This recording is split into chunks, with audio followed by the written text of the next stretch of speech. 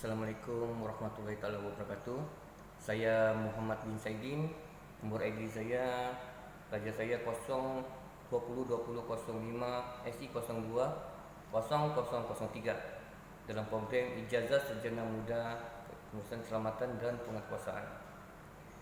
Tajuk saya pada petang ini ialah mengenai pengenalan kepada undang-undang perlembagaan itu sendiri. Perlembagaan Persekutuan Malaysia adalah perlembagaan yang dibentuk selepas Perlembagaan Persekutuan Tanah Melayu.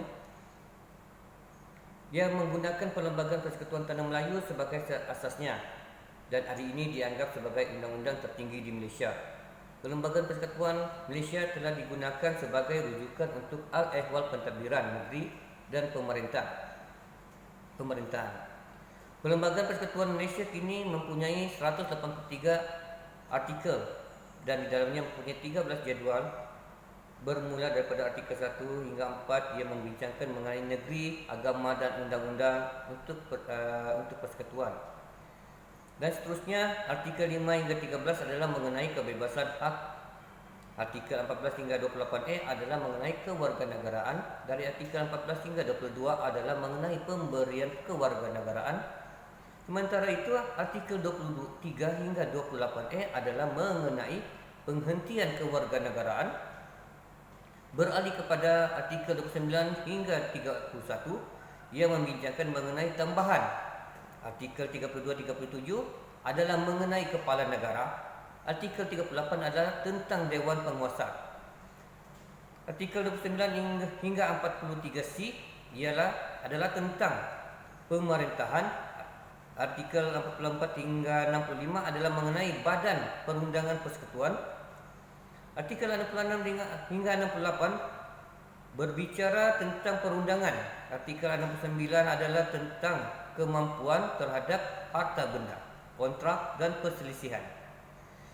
Artikel 70 hingga 72 adalah mengenai negara. Artikel 73 dan 79 adalah mengenai kuasa perundangan. Artikel 80 hingga 81 adalah perlembagaan antara kuasa kekuasaan yang berkuasa. Artikel 82 adalah mengenai pembahagian badan kewangan. Artikel 83 dan 91 adalah mengenai tanah. Artikel 92 adalah tentang pembangunan nasional. Artikel 93 hingga 95 membincangkan pengamatan nasihat persekutuan kepada negara-negara dan penyelidikan terhadap kegiatan negara. Artikel 95A sehingga 95I membahas tentang Dewan Nasional yang pemerintah daerah. Artikel 96 hingga 112 adalah perbincangan umum mengenai ketuntutan tentang keuangan. Masuk dalam artikel 112A hingga 112D adalah tentang kemanfaatan untuk negeri-negeri Sabah dan Sarawak. Kemanfaatan yang untuk negeri-negeri Sabah dan Sarawak yang juga terkait dengan ketentuan tentang kewangan.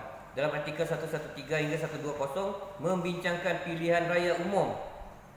Artikel 121 hingga 131A adalah mengenai kehakiman. Artikel 132 hingga 148 adalah mengenai perkhidmatan awam. Artikel 149 hingga 151 membincangkan mengenai kuasa khas untuk menentukan tindakan subversif dan kuasa darurat.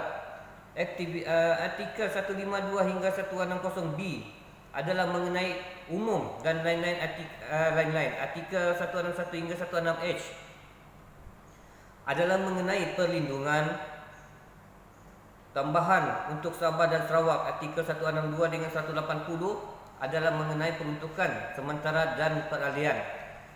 Artikel 181 adalah mengenai pengkecualian untuk kedaulatan penguasa. Dan terakhir, artikel 183 membahas tentang proses menentang yang di-Pertuan Agong dan Raja-Raja.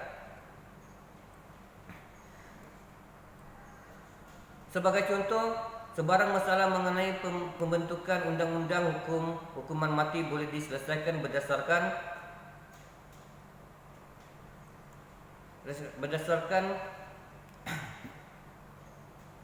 perlembagaan. Selain itu, ia juga dapat memastikan kelangsungan negara. Untuk memastikan keamanan negara terpelihara, kesinambungan negara harus ditentukan oleh peraturan dan undang-undang. Di Malaysia, sebuah syarikat diwujudkan seperti Equinus dan untuk Bumi Putra beredar dalam ekonomi. Kerajaan Malaysia menggunakan wang dari pembayaran cukai untuk hanya membantu Bumi Putra. Kaum lain tidak termasuk.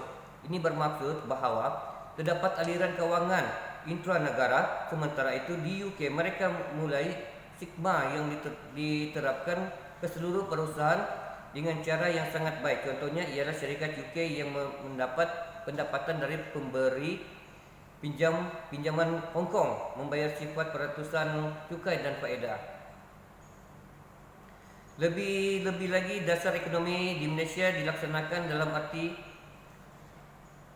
bahawa keuntungan diekstraksi dari pendapatan perniagaan di mana mereka telah melabur.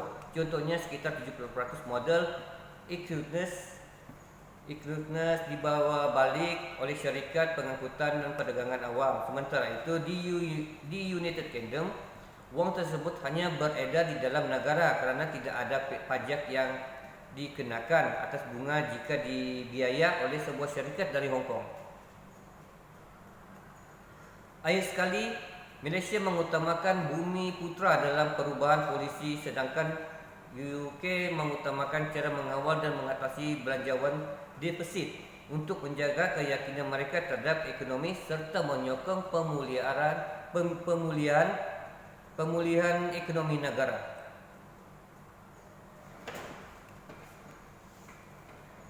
Pada akhirnya, Perlembagaan Persekutuan Malaysia telah menjadikan apa yang menjadi negara Malaysia sekarang. Ini membantu dalam membina negara yang lebih baik untuk Malaysia serta menjamin keamanan dan keharmonian antara rakyat Malaysia yang berbilang kaum.